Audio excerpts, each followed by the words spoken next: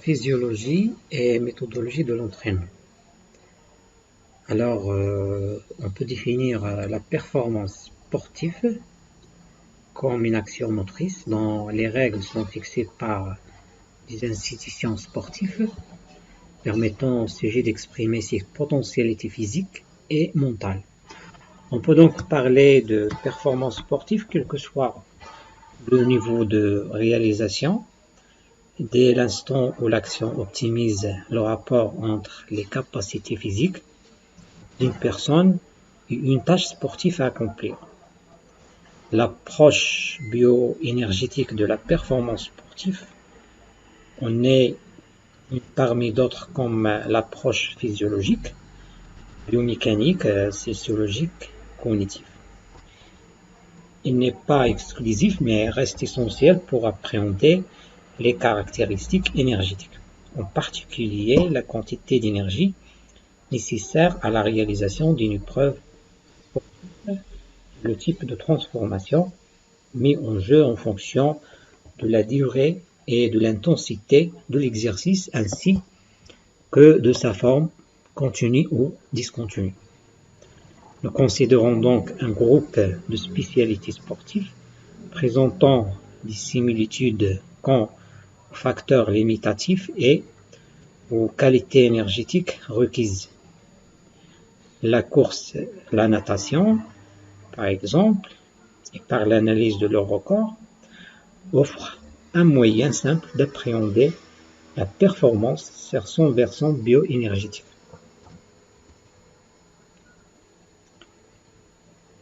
Maintenant, on va parler sur l'analyse bioénergétique des performances en course et natation. Pour la notion de record, qui est relativement moderne, puisque jusqu'aux années 1870, seul le classement comptait. En effet, peu importait le temps mis pour parcourir les distances, et de ce fait, la notion de vitesse de déplacement en tant que performance était ignorée.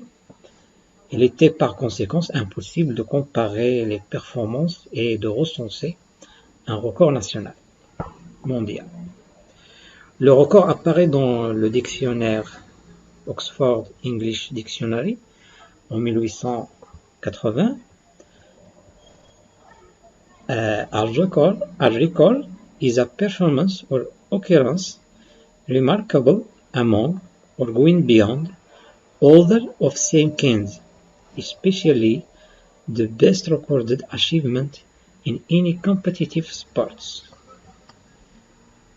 La meilleure performance réalisation dans toute compétition sportive est donc qualifiée de record.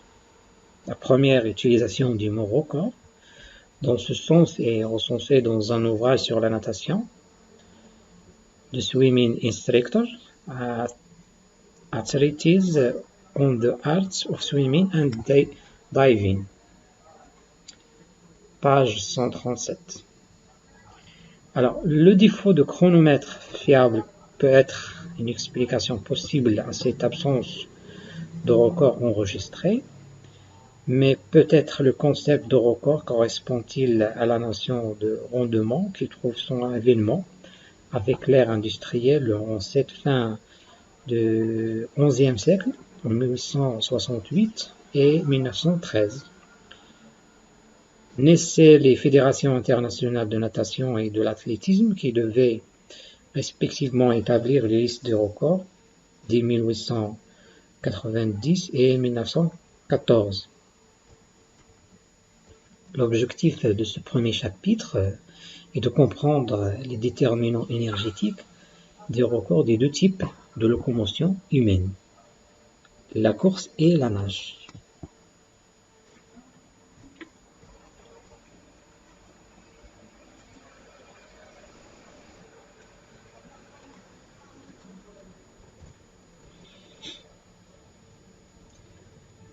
En 1906, paraît le premier article sur une étude prospective des records à la course.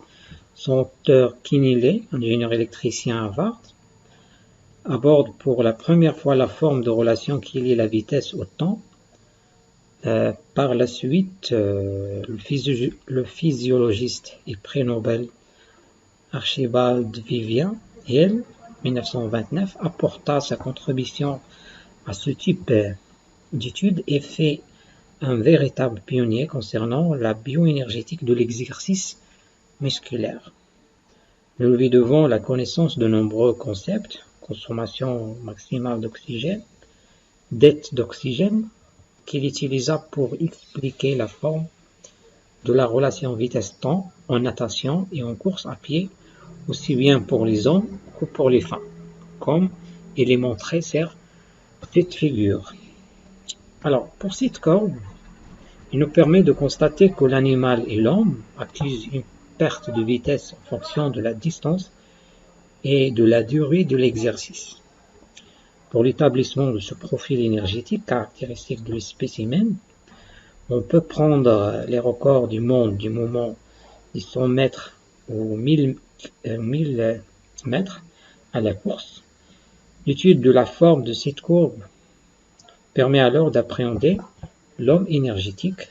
En effet, on peut ainsi envisager des tranches de durée d'exercice pour laquelle la perte de vitesse est peu sensible, de 10 à 20 secondes par exemple.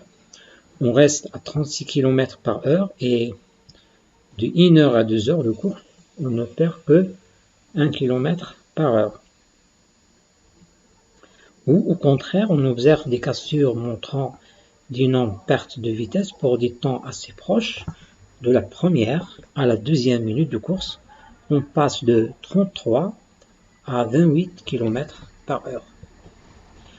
L'étude de cette courbe a permis aux physiologistes du début du siècle de s'y poser et de déceler des similitudes aux facteurs limitatifs et aux qualités énergétiques requises pour ces différents couples de vitesse-durée qui vont déterminer la performance, tant mis sur une distance donnée fixée par le règlement fédéral international.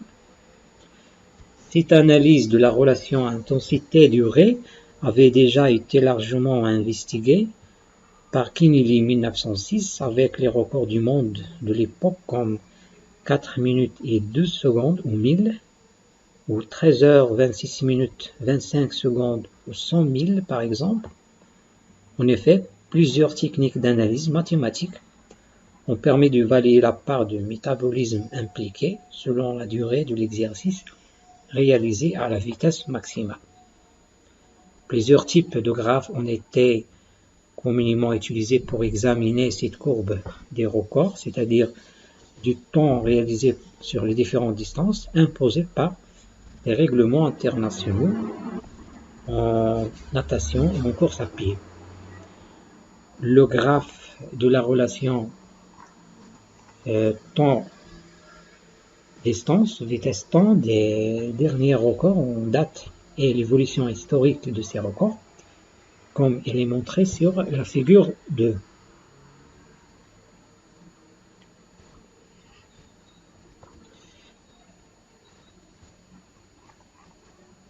Alors pour cette figure, elle montre un ensemble de la relation vitesse-distance des records du monde en course à pied et il montre la perte de vitesse en fonction du temps, selon une échelle logarithmique pour pouvoir mettre sur le même graphe un exercice de 10 secondes à 6 jours.